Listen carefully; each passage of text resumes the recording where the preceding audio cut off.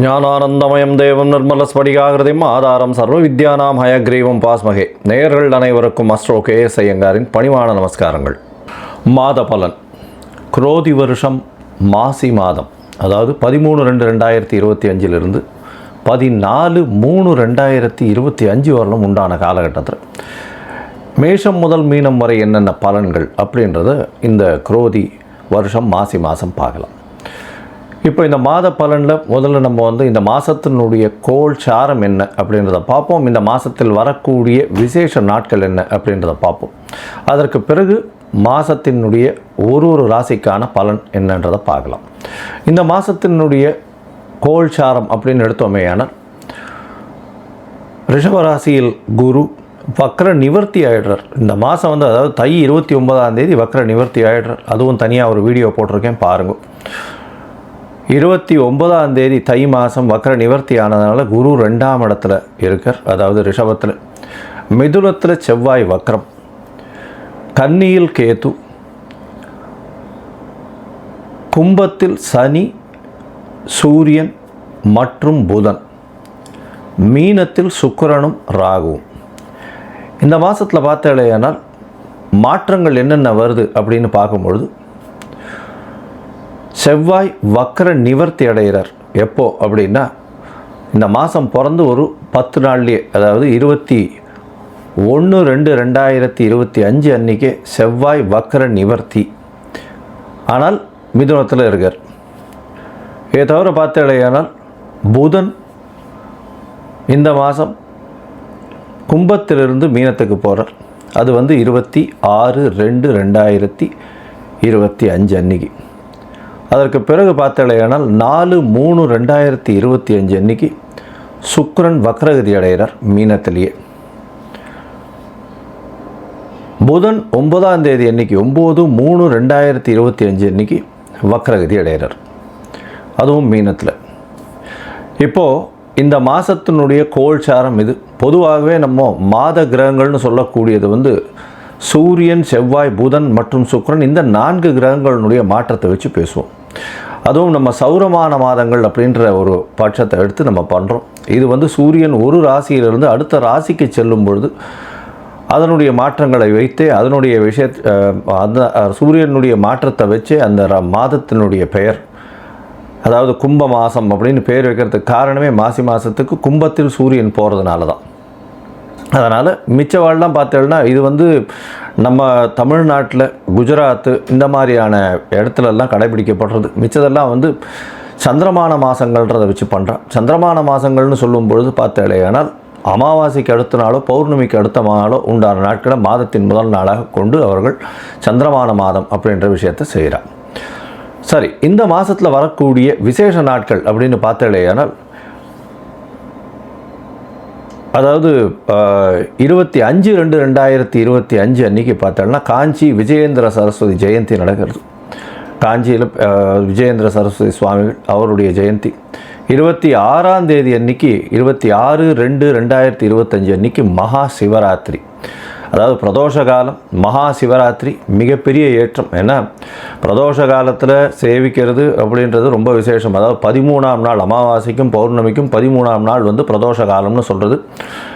இப்போ வரக்கூடியது 26/2 அன்றைக்கி வரக்கூடியது உங்களுக்கு வளர்பிறை பௌர்ணமி அப்படின்றதுனால கண்டிப்பாக ஒரு நல்ல ஏற்றம் இருக்கும். அதை தவிர பார்த்தாலேனால் அன்றைக்கி மகா சிவராத்திரி அப்படின்றதுனால அந்த சிவராத்திரிக்கு அப்புறமா உங்களுக்கு பனிப்பொழிவு கூட இருக்காது. வெறும் வெளிச்சம், வெயில் தான் அதிகமாக இருக்கும். லாங் டேஸ் தான் இருக்கக்கூடிய வாய்ப்புகள் உண்டு. சூரியனுடைய ஆளுமை ரொம்பவும் அதிகமாக இருக்கக்கூடிய வாய்ப்புகள் மிகவும் அதிகம். அதனால் வெயில் அதிகமாக இருக்கக்கூடிய வாய்ப்பு நிச்சயமாக இருக்கும். இந்த மாதத்தில் பார்த்தோம்னா 28/2/2025 அன்றைக்கி மாசி அமாவாசை. அது ஒரு பெரிய விசேஷம். மாசி அமாவாசைன்றது அமாவாசைன்றது சூரியனும் சந்திரனும் சேர்ந்து இருக்கக்கூடிய, ஒரே பாகையில் இருக்கக்கூடிய விஷயம். இந்த காலகட்டத்தில் சூரியனும் சந்திரனும் சேர்ந்து இருக்கும் பொழுது என்னென்ன யோகங்கள் வரும் அப்படின்றது தனியாக வீடியோ போட்டிருக்கோம், அதில் போய் பாருங்கள். இன்ஃபேக்ட் அது நல்ல ஒரு விஷயங்கள். சூரியனும் சந்திரனும், அதாவது யாராவது ஒருத்தர் உச்சமோ ஆட்சியோ இருந்தால்னா நல்ல ஒரு ஏற்றம் கிடைக்கும். இல்லைன்னா சுபர்கள் வீட்டில் இருந்தால்னா நல்ல ஒரு ஏற்றம் கிடைக்கும். இந்த மாசி அமாவாசை நல்ல ஒரு ஏற்றம் கிடைக்கக்கூடிய நாள். அதற்கு பிறகு பார்த்தோம்னா 12 3/2025 அன்னைக்கு மாசி மகம். அது வந்து பௌர்ணமியை சேர்ந்து வரும். மாசி மகம் ஏன்னா சூரியனுக்கும் சந்திரனுக்கும் கிட்டத்தட்ட 180 டிகிரி, அதாவது சூரியன் கும்பத்திலையும் சந்திரன் வந்து சிம்ம ராசியிலையும் இருக்கக்கூடிய காலகட்டம். பௌர்ணமி வெளிச்சம் வந்து ஒரு பெரிய அட்வான்டேஜ் என்னென்னா, இதில் பிறந்தாள்னா ராஜா போல அவர்களுடைய வாழ்வு அமையும். ராஜாளும் இது அவர்களுக்கு கிட்டும். இதில் என்ன விசேஷம் அப்படின்னா, சூரியனுக்கும் கார்த்தாலேருந்து சாயந்தரம் வரலும் உங்களுக்கு வெளிச்சமாக இருக்கும். சந்திரனும் பௌர்ணமி சந்திரனாக இருக்கிறதுனால இரவு முழுவதும் வெளிச்சமாக இருக்கும். ஸோ ரிலேட்டிவ்லி பார்த்தோம்னா என்டையர் டே அண்ட் நைட் ரெண்டுமே ரொம்ப வெளிச்சத்தில் இருக்கக்கூடிய காலகட்டம். அதனால தான் வெளிச்சம் அதிகமாக இருக்கக்கூடிய காலங்கள், அதுவும் வந்து பௌர்ணமி காலங்கள்னும் பொழுது ரொம்பவும் ஏற்றம் இருக்கக்கூடிய வாய்ப்புகள் உண்டு. இந்த மாசி மகம், அதாவது பௌர்ணமி காலகட்டத்தில் பிறக்கக்கூடிய எல்லா குழந்தைகளுக்கும் பெரிய ஆளுமை இருக்கக்கூடிய வாய்ப்பு உண்டு. இதை பற்றியும் வந்து நிறைய சொல்லியிருக்கோம். இந்த என்னுடைய யூடியூப் சேனலில் நிறைய சொல்லியிருக்கேன். இதற்கு பிறகு பார்த்தேனால் இந்த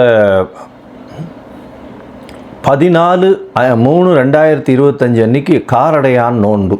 இது வந்து ரொம்பவும் விசேஷமான காலகட்டம். காரடையான் நோன்பு அப்படின்னு சொல்லக்கூடியது வந்து மாசியும் பங்குனியும் கூடுறது அப்படின்னுவா. அதாவது கார் அப்படின்னா வந்து கருப்பு நிறம், இருண்ட இடம், யமலோகம் இதெல்லாம் குறிக்கக்கூடியது.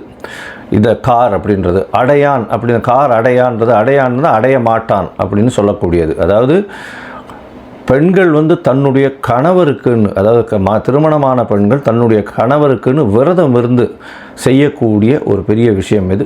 இந்த காரடையான் நோன்பு நோற்பது பெரிய விஷயம். இதன் மூலியமாக தன்னுடைய கணவருக்கு ஆயுள் விருத்தி ஏற்படக்கூடிய வாய்ப்பும், அவர்களுக்கு வந்து மாங்கல்ய பலம் அதிகரிக்கக்கூடிய வாய்ப்பும் நிச்சயமாக உண்டு. இதனால தான் கார் அடையான் நோன்பு அப்படின்னு பேர். இந்த சாவித்திரியினுடைய கதையை சொல்வா, சத்யவான் சாவித்திரியினுடைய கதையை சொல்வா. அவர் வந்து சத்யவானுடைய உயிரை மீட்டு கொண்டு வந்தவள் அப்படின்றதுனால அந்த காரடையான் நோன்பு மிகவும் விசேஷமாக சொல்லப்படுகிறது. பங்குனி மாதத்தின் முதல் நாள் அன்றைக்கி பண்ணுறது. அதனால் பங்குனி பிறந்த உடனே அதை பண்ணுவாள். நார்மலி பார்த்தாலேனால் அந்த காரடையான் நோன்பு டைம் வந்து சாயந்தரம் 5:30லேருந்து 6:30 வரும். அந்த டைம் வந்து நான் தனியாக போடுறேன் உங்களுக்கு. இதை தவிர பார்த்தோம்னா நார்த் இந்தியாவிலலாம் ஹோலி பண்டிகைன்றது விசேஷமாக கொண்டாடுவோம். ஹோலி பண்டிகைன்றது வந்து இப்போ ஒரு அதாவது பெண்கள் வந்து தன்னுடைய தமையன் தம்பி, அதாவது பிரதர்ஸ் எல்லாருக்குமே தம்பி அண்ணன்களுக்கு வந்து கயிறு கட்டி அவர்களிடம் சேவிச்சுட்டு அவர்கள்கிட்ட வந்து பைசா வாங்கிட்டு அவர்கள்ட்ட ஆசீர்வாதம் வாங்கிக்கிறதும், அவர்களுக்காக வந்து ரொம்ப வேண்டிக்கிறதும், அவர்களுடைய உடல்நிலை நல்லபடியாக இருக்கணும்னு வேண்டிக்கிறதும் அவர்களுக்கு பெரிய மகிழ்ச்சியை கொடுக்கும். ஆண்கள் பெண்களை வந்து தன்னுடைய என்ன சொல்கிறது சகோதரிகளாக பாவிக்கக்கூடிய ஒரு பெரிய ஒரு பண்டிகை. இது வந்து ஹோலி பண்டிகையாக கருதப்படுகிறது. இது வந்து நார்த் இந்தியாவில் ரொம்ப ஃபெமிலியர், மிகவும் அந்த கலர்ஃபுல் ஃபெஸ்டிவலாக இருக்கும், ரொம்ப ஏற்றத்தோடு இருக்கக்கூடிய காலகட்டம். சரி, இந்த மாதம் மேஷம் முதல் மீனம் வரை எப்படி இருக்குது மாசி மாதம் அப்படின்றத பார்ப்போம். அதற்கு முன்னாடி என்னுடைய மொபைல் நம்பர் கீழே ஸ்டாலிங்கில் போயிட்டுருக்கோம். உங்களுக்கு அஸ்ட்ராலாஜிக்கல் கன்சல்ட் தேவைப்பட்டதுன்னா நீங்கள் எனக்கு ஃபோன் பண்ணுங்க. உங்களுடைய date, time, place of birth, உங்களுடைய பெயர், தாய் தந்தையர் பெயர் எனக்கு அனுப்புங்க. முதல்ல உங்களுடைய ஜாதகத்தை போட்டுவிட்டு அதில் வந்து உங்களுடைய நட்சத்திரத்தில் பாத சந்தி இருக்கா, நட்சத்திர சந்தி இருக்கா, அதை தவிர லக்ன சந்தி இருக்கா, லக்ன பாத சந்தி இருக்கா, இதெல்லாம் பார்த்துட்டு, ஏன்னா பொதுவாகவே இந்த சந்தி இருக்கும் பொழுது பார்த்தாலேயானால் அவளுக்கு எந்த ராசின்னே தெரியாது. அதனால் மிருகசீரிஷ நட்சத்திரம் நினச்சிட்டுருப்பா, அவள் வந்து ரிஷப ராசி நினச்சிட்டுருப்பா, மிதுன ராசியாக இருக்கும். இந்த காலகட்டத்தை பார்த்துட்டு உங்களுக்கு சொல்கிறேன். எனக்கு வரக்கூடிய ஜாதகத்தில் பார்த்தா பாதி பேருக்கு அவள் வந்து மிருகசீரிஷம் 1ஆம் பாதம் 2ஆம் பாதம் அப்படின்னு நினச்சிட்டு இருப்பாள். ஆனால் அவள் வந்து பார்த்தாள்னா 3-4 பாதத்தில் இருப்பாள். அதனால் வந்து ரிஷபராசின்னு நினச்சிட்டு இருப்பாள், மிதுன ராசியாக இருக்கும். அதே மாதிரி துலா ராசின்னு நினச்சிட்டு இருப்பாள், அவள் விருச்சிக ராசியாக இருக்கும். அந்த மாதிரி வந்து பாத சந்திகள் வந்ததே ஆனால் அவர்கள் எந்த ராசியில் இருக்கான்னு தெரியாமையே அவள் வந்து கோவிலில் போய் அர்ச்சனை பண்ணிட்டு இருப்பாள். 40 வயசு 50 வயசு இந்த மாதிரி இருந்துட்டு இருப்பாள். அதனால் முதல்ல வந்து உங்களுடைய நட்சத்திரம், உங்களுடைய நட்சத்திரத்தினுடைய பாதம், அப்போ வந்து என்ன ஆகும் அப்படின்னா, இப்போ நீங்கள் வந்து இப்போ நல்ல நேரம் நடந்துட்டுருக்குன்னு நினச்சிட்டு இருப்பீங்க. ஆனால் உங்களுடைய ஜாதகத்தில் இருக்கக்கூடிய லக்னத்திற்கு பார்த்தாலேயானால் நல்ல நேரம் நடக்கிறது நினச்சிட்டு இருப்பீங்க. ஆனால் உங்களுடைய தசை நல்லபடியாக வேலை செய்யாது. காரணம் என்னென்னா, பாதங்கள் மாறி போய் உங்களுடைய ராசி லக்னத்தினுடைய லக்னம் இருக்கக்கூடிய ராசி எல்லாமே மாறி இருக்கும்.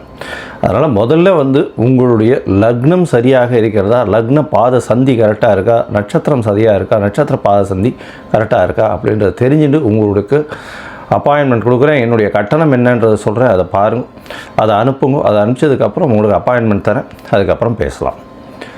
சரி, இப்போ மேஷம் முதல் மீனம் வரை மாசி மாதம் குரோதி வருஷம் 2025 பலன்கள் ஒன்று ஒன்றாக பார்க்கலாம். மீனம், பூரட்டாதி, உத்திரட்டாதி, ரேவதி இந்த 3 நட்சத்திரம் 9 பாதங்களை கொண்ட ராசி. ராசியின் அதிபதி குரு. இவ்வளோ நாளாக 3ஆம் இடத்துல வக்ரகதியில் இருந்தார். 3ஆம் இடத்துல இருக்கிறது அந்த அளவு விசேஷம் இல்லை, இருந்தாலும் வக்ரகதியில் இருந்ததுனால நல்ல ஒரு ஏற்றம் இருந்தது. இப்போது வக்ர நிவர்த்தி ஆகிடுறது. 3ஆம் இடத்துல வக்ர நிவர்த்தி ஆச்சுன்னா அது வந்து பிரச்சனைகளை கொண்டு வந்து கொடுக்குமே சாமி. என்ன சார் இப்படி சொல்கிறீங்கன்னா, உங்களுடைய ராசிநாதனும் 3ஆம் அதிபதியும் பரிவர்த்தனை யோகத்தில் இருக்கிறது பெரிய விசேஷம். ராசியிலேயே வந்து சுக்கிரன் உச்சம் பெற்று போகிறார் இந்த மாதம். குரோதி வருஷம் மாசி மாதத்தில் உச்சம் பெற்று போகிறதன் மூலியமாக நல்ல ஒரு ஏற்றம் இருக்கக்கூடிய காலகட்டம். உங்களுக்கு பார்த்தீங்கன்னா நினைத்த காரியங்கள் அத்தனையும் நடக்கும். கண்டிப்பாக திருமண பாக்கியம் வந்தாச்சு. இவ்வளோ நாளாக திருமணத்துக்கு பார்த்து கொண்டிருந்தவர்களுக்கு சற்று பின்னடைவு இருந்திருக்கும். ஏன்னா வக்கரகதியில் குரு பகவான் இருந்து 7ஆம் இடத்தை பார்க்கறதுனால பிரச்சனைகள் இருந்திருக்கும்.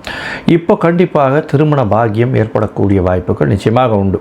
இதை தவிர பார்த்தீங்கன்னா உங்களுடைய ராசிக்கு எதிர்பாலினத்தவர் மூலியமாக நல்ல ஒரு ஏற்றம் இருக்கக்கூடிய காலகட்டம். அது தவிர பார்ட்னர்ஷிப் பிஸ்னஸில் நல்ல ஒரு மாற்றங்கள் வரக்கூடிய வாய்ப்புகள் நிச்சயமாக இருக்குது. பண வரவிற்கு பஞ்சம் இருக்காது. அது தவிர இந்த கலை, இலக்கியம் இந்த மாதிரியான விஷயங்களில் இருக்கிறவாளுக்கு நல்ல ஒரு ஏற்றம் கிடைக்கக்கூடிய காலகட்டம். கலையில் வந்து டீச்சிங்கில் இருக்கணும், அதாவது கலை, இலக்கியம் இதிலெல்லாம் வந்து ப்ரொஃபஸராக இருக்கிறவங்க, அதாவது சொல்லிக் கொடுக்குறவங்க, இந்த காலேஜஸில் ப்ரொஃபஸராக இருக்கிறவங்களுக்கெல்லாம் பெரிய ஏற்றம் இருக்கும். உங்களுடைய ராசிக்கு 3-8 அதிபதினு சொல்லக்கூடிய சுக்கிரன் உங்களுடைய ராசியிலேயே உச்சம் பெற்று போகிறார். அதனால் ஷார்ட் ட்ரிப், வெளியூர் வெளிமாநிலம் போகக்கூடிய வாய்ப்பும், திடீர் பணவரவு வரக்கூடிய வாய்ப்பும் ராகு இருக்கிறதுனால நல்ல ஒரு ஏற்றம் இருக்கக்கூடிய காலகட்டமாக அமைய போகிறது. பொதுவாகவே இந்த மாச கிரகங்கள்னு சொல்லக்கூடியது சூரியன், செவ்வாய், புதன் மற்றும் சுக்கிரன் இந்த 4 கிரகங்களை வச்சு தான் மாதத்தினுடைய பலன்களை சொல்லுவோம். இந்த மாதத்தில் பார்த்தோம்னா உங்களுடைய ராசிக்கு 6ஆம் அதிபதி 12ஆம் இடத்துல இருக்கார், சனியோடு சேர்ந்து இருக்கார். அதனால் வேலையில் சற்று பின்னடைவு இருக்கும், பிரச்சனைகள் இருக்கும், வேலை மாற்றங்கள் இருக்கும். வேலை மாற்றங்கள் இருந்தாலும் வெளியூர் வெளிமாநிலம் போகக்கூடிய ப்ராஜெக்ட்ஸ் வரும். இருக்கும் இடத்தை விட்டு வெளியூர் போகக்கூடிய காலகட்டமாக இந்த மாதம் அமைய போகிறது. சனி, புதன் மற்றும் சூரியன் 3 பேரும் உங்களுடைய ராசிக்கு 12ஆம் இடத்துல இருக்கா. தேவையற்ற செலவுகள் கொஞ்சம் வரக்கூடிய வாய்ப்புகள் நிச்சயமாக இருக்கும். பண வரவு அதிகமாக இருந்தாலும் தேவையற்ற செலவுகள் கொஞ்சம் அதிகமாகவே இருக்கும். இந்த மாதத்தில் பார்த்தீங்கன்னா 12ஆம் இடத்துல சூரியனும் புதனும் இருக்கார். அதனால் வந்து படிக்கக்கூடிய மாணவர்களுக்கு சற்று பின்னடைவு இருக்கும். அதனால் மறதி கொஞ்சம் அதிகமாக இருக்கும். 7.5 சனி வேறு நடக்கிறது, 7.5 சனி வேறு போயின்னு இருக்குது. 12ஆம் இடத்துல புதன் இருக்கிறதுனால கண்டிப்பாக வெளியூர் வெளிமாநிலம் சென்று படிக்கக்கூடிய வாய்ப்புகள் நிச்சயமாக இருக்கும். வீட்டை விட்டு பிரிந்து செல்ல வேண்டிய வாய்ப்புகள் நிச்சயமாக இருக்கும். மேல் படிப்பு படிக்கணும்னு நினைக்கிறவர்களுக்கு நிச்சயமாக மேல் படிப்பு படிக்கக்கூடிய வாய்ப்புகள் உண்டு. நினைத்த யூனிவர்சிட்டி கிடைக்காது, அதுக்கு அடுத்து இருக்கக்கூடிய கேடரில் இருக்கக்கூடிய யூனிவர்சிட்டிஸ் கிடைக்கக்கூடிய வாய்ப்புகள் நிச்சயமாக இருக்கும். வெளிநாட்டில் போய் போஸ்ட் கிராஜுவேஷன் படிக்கிறவர்களுக்கு நல்ல ஒரு ஏற்றமான காலமாக இந்த மாதம் அமைய போகிறது. இந்த மாதத்தில் பார்த்தீங்கன்னா உங்களுடைய ராசிக்கு 9ஆம் இடத்தையே வந்து குரு பார்க்கறதன் மூலியமாக தந்தையின் மூலியமாக நல்ல ஒரு ஏற்றம் இருக்கும். தந்தை காரகனான சூரியன் 12ஆம் இடத்துல இருக்கிறதுனால அப்பாவினுடைய உடல் நலத்துக்கு சற்று செலவு பண்ண வேண்டிய கட்டாயம் இருக்கும். தாயின் உடல்நிலையில் நல்ல ஒரு ஏற்றம் இருக்கக்கூடிய காலகட்டமாக அமைய போகிறது. பேச்சில் ரொம்ப ஜாகிரதையாக நிதானமாக இருக்கிறது ரொம்பவும் நல்லது. உடல்நிலை நல்லபடியாக இருக்கக்கூடிய காலகட்டமாக அமைய போகிறது. இந்த மாதம் உங்களுடைய ராசிக்கே வந்து புதன் வரார். அவர் வந்து சப்தமாதிபதி, 4-7 அதிபதின்றதுனால கண்டிப்பாக நீச்ச பங்கம் பெறார். அதனால் வந்து என்ன சொல்கிறது, அதாவது அவர் புதன் உங்களுடைய ராசிக்கு வந்த உடனே எதிர்பாலினத்தவர் மூலியமாக நல்ல ஒரு ஏற்றம் இருக்கக்கூடிய காலகட்டமாகவும் திருமண பாக்கியம் நிச்சயமாக அமையக்கூடிய வாய்ப்பும் நிச்சயமாக இருக்கும். இந்த மாதத்தில் பார்த்தாலேனா உங்களுக்கு புதிய வேலை கிடைக்கக்கூடிய காலகட்டம். அதை தவிர வந்து 4ஆம் இடத்தில் இருக்கக்கூடிய செவ்வாய் தாயின் சொத்துக்கள் வரக்கூடிய காலகட்டமாக அமைய போகிறது. இந்த மாதத்தில் உங்களுடைய முயற்சிகள் எல்லாமே வெற்றி பெறக்கூடிய வாய்ப்பு. ஏன்னா முயற்சி ஸ்தான அதிபதினு சொல்லக்கூடிய சுக்கிரன் வந்து முயற்சி ஸ்தானத்துக்கு பரிவர்த்தனை யோகத்தில் இருக்கிறது பெரிய விசேஷம். இதன் மூலியமாக பார்த்தலையானால் பரிவர்த்தனை யோகம் வர்றதுனால நல்ல ஒரு ஏற்றம் கிடைக்கக்கூடிய காலகட்டமாக அமைய போகிறது. இதன் மூலியமாக பார்த்தலையானால் எல்லா விதமான முயற்சிகளிலும் எந்த முயற்சியை எடுத்தாலும் அதில் வெற்றி கிடைக்கக்கூடிய வாய்ப்பு, போட்டித் தேர்வில் கொஞ்சம் பின்னடைவு இருக்கக்கூடிய வாய்ப்புகள் நிச்சயமாக இருக்கும். இந்த மீனராசிக்காரர்களுக்கு உடல்நிலையில் நல்ல ஒரு ஏற்றம் இருக்கக்கூடிய வாய்ப்புகள் இந்த மாதம் இருக்கும். இந்த மாதத்தில் முயற்சிகள் எல்லாமே வெற்றி பெறும்னு சொன்னோம். இருந்தாலும் சில நாட்கள் முயற்சிகளை தள்ளி வைப்பது நல்லது. அந்த சில நாட்கள் அப்படின்னு சொல்கிறது சந்திராஷ்டம நாட்கள். சந்திராஷ்டமன்றது உங்களுடைய ராசிக்கு 8ஆம் இடத்துல சந்திர பகவான் மறைந்து இருக்கக்கூடிய காலகட்டத்தை சந்திர அஷ்டமம் அப்படின்னு சொல்கிறோம். இந்த காலகட்டத்தில் சந்திராஷ்டம காலகட்டத்தில் பார்த்தாலேயானால் மறைந்து இருக்கக்கூடிய சந்திரன் அவரே மதிகாரகன்னு சொல்கிறோம். அதனால் மன கிளேசங்கள் வரும், மதி மயங்கக்கூடும், தவறான முடிவுகள் எடுக்கக்கூடிய வாய்ப்புகள் உண்டு. அதனால் இந்த காலகட்டத்தில் புதுசாக முயற்சிகள் எடுக்க வேண்டாம், வெளியூர் வெளிமாநில பிரயாணம் வேண்டாம்னு சொல்கிறோம். ஒருவேளை நீங்கள் எடுக்க வேண்டிய கட்டாயத்தில் இருந்தால் அருகில் இருக்கக்கூடிய கோசாலையில் நீங்கள் உங்களால் முடிஞ்ச இந்த அகத்திக்கீரை கட்டு கொஞ்சம் கொண்டு போய் பசுமாட்டை கொடுத்துட்டு போகிறது மூலியமாக சந்திராஷ்டமத்தின் தாக்கம் நிச்சயமாக குறையும். இந்த மாதத்தில் பார்த்தாலேயானால் இந்த மீனராசிக்காரர்கள் கடல் வாணிபம் செய்பவர்களுக்கு பெரிய ஏற்றம், income tax, excise duty, customs இவங்களெல்லாம் இருக்கிறவங்களுக்கு நல்ல ஒரு ஏற்றம். அதை தவிர இந்த அரசாங்க பணியில் இருக்கிறவங்களுக்கெல்லாம் மாறுதல் கிடைக்கக்கூடிய வாய்ப்பு, அரசாங்க பணியில் இருக்கிறவங்களுக்கு சற்று பின்னடைவு இருக்கும், பிரச்சனைகள் கொஞ்சம் வரக்கூடிய வாய்ப்பு, செலவுகள், தேவையற்ற செலவுகள், வழக்கு, வம்பு இதெல்லாம் வரக்கூடிய வாய்ப்புகள் நிச்சயமாக இருக்கும். வெளியூர் வெளிமாநிலம் வெளிநாடு போகக்கூடிய வாய்ப்பு நிச்சயமாக உண்டு. இந்த மாதத்தில் நீங்கள் அருகில் இருக்கக்கூடிய ஆஞ்சநேயர் கோவிலில், அதுவும் நாமக்கல் ஆஞ்சநேயர் போய் சேவிச்சுட்டு வர்றதன் மூலியமாகும், தட்சிணாமூர்த்தியை போயிட்டு சேவிச்சுட்டு வர்றதன் மூலியமாகும். அதை தவிர உங்களால் முடிஞ்சு மஞ்சள் கலர் வஸ்திரம் தானமாக கொடுத்துட்டு வர்றதுன்னு நல்ல ஒரு ஏற்றம் இருக்கும். இந்த இதில் அதாவது இந்த மீனராசிக்காரர்கள் குரோதி வருஷம் மாசி மாதம் நல்ல ஒரு உடல்நிலை இருக்கும், தீர்க்க சிந்தனை இருக்கும், எதிர்பாலினத்தவர் மூலியமாக நல்ல ஒரு ஏற்றம் இருக்கும், திருமண பந்தம் உருவாகக்கூடிய வாய்ப்பு உண்டு, முயற்சிகள் எல்லாமே வெற்றி பெறக்கூடிய வாய்ப்பு, தாயின் உடல்நிலையிலிருந்து நல்ல ஒரு ஏற்றம் கிடைக்கக்கூடிய காலகட்டமாக இருக்கும், தாயின் சொத்துக்கள் வரக்கூடிய வாய்ப்புகள் நிச்சயமாக உண்டு, படிக்கக்கூடிய மாணவர்களுக்கு ஏற்றம் இருக்கும், வெளிநாடு போய் படிக்கக்கூடிய பாக்கியம் நிச்சயமாக கிடைக்கும், தேவையற்ற செலவுகள் கொஞ்சம் வரும், வேலையில் மாற்றம், அரசாங்கத்தின் மூலியமாக சிறு சிறு பின்னடைவு பிரச்சனைகள் இருக்கக்கூடிய காலகட்டம், அரசாங்கத்தை உத்தியோகத்தில் இருப்பவர்களுக்கு வேலை நிமித்தமாக மாற்றங்கள் இருக்கும், வெளியூர் வெளிமாநிலம் செல்ல வேண்டிய பிரச்சனை இருக்கும். அது தவிர உங்களுடன் வேலை செய்யக்கூடிய தொழிலாளிகள் மூலியமாக பிரச்சனைகள் வரக்கூடிய வாய்ப்புகள் நிச்சயமாக உண்டு. மொத்தத்தில் பார்த்தாலேயானால் நம் மீனராசிக்காரர்களுக்கு எல்லா விதமான ஏற்றங்களும் இருக்குது, உடல் நலத்திலும் ஏற்றம் இருக்குது. இருந்தாலும் செலவுகள் அதிகம், தொழிலாளிகள் மூலியமாக பிரச்சனை இந்த காலகட்டத்தில் இருக்கும்.